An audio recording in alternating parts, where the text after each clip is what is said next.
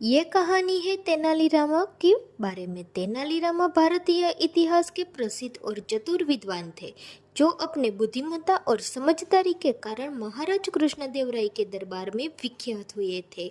यह कहानी उस समय की है जब तेनालीरामा महाराज कृष्णदेवराय के दरबार में विद्वान और न्यायाधीश के रूप में कार्यरत थे। एक दिन राजमहल में चोरी की बहुत बड़ी घटना हुई। राजमहल में अनमोल रत्न और सोना चांदी के बर्तन रखे हुए थे। चोर ने इन बर्तनों और रत्नों को चुराया और महल से गायब हो गया।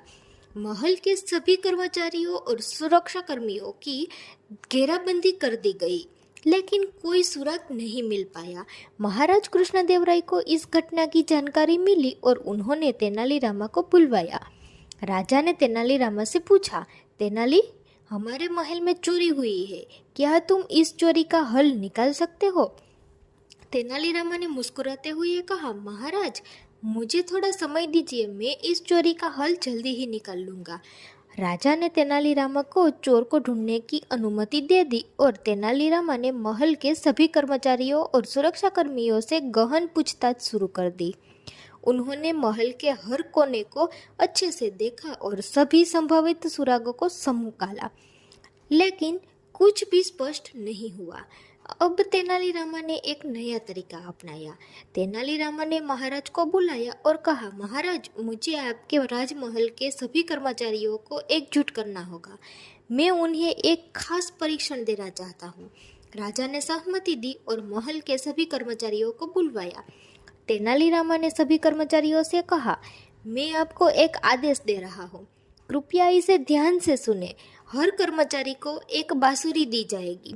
आपको उसे बजाते हुए महल के विभिन्न हिस्सों में जाकर इस चोरी के बारे में कुछ न कुछ जानकारी देनी होगी। जो कर्मचारी सही जानकारी देगा वह हमें चोर को पकड़ने में मदद करेगा। यह सुनकर सभी कर्मचारी थोड़े थोड़े चकित हुए, क्योंकि यह आदेश साधारण नहीं था।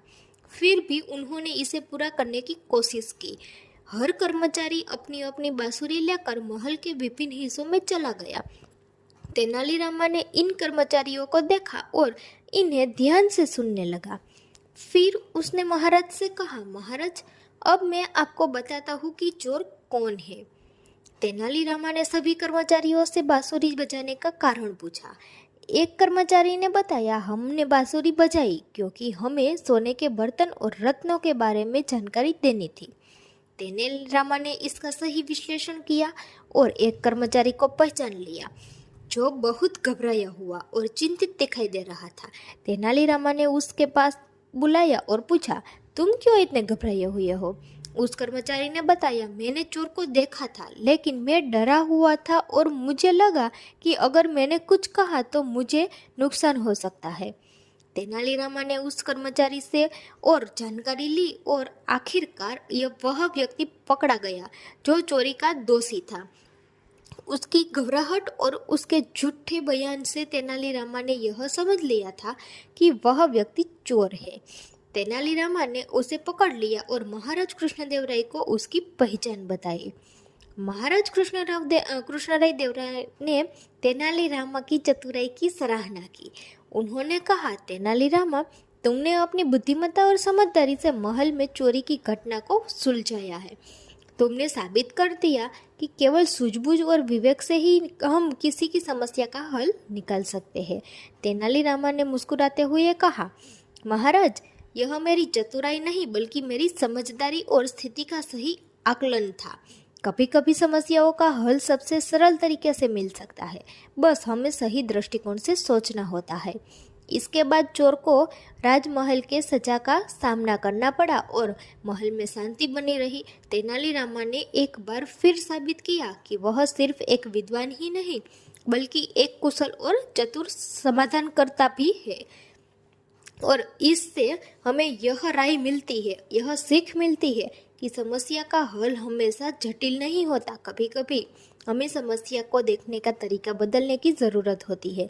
तेनालीरामा ने अपनी सूझबूझ से यह साबित कर दिया, अगर हमारी सोच और सही दिशा में हो तो हम किसी का भी कठिन समस्या का हल निकाल सकते हैं।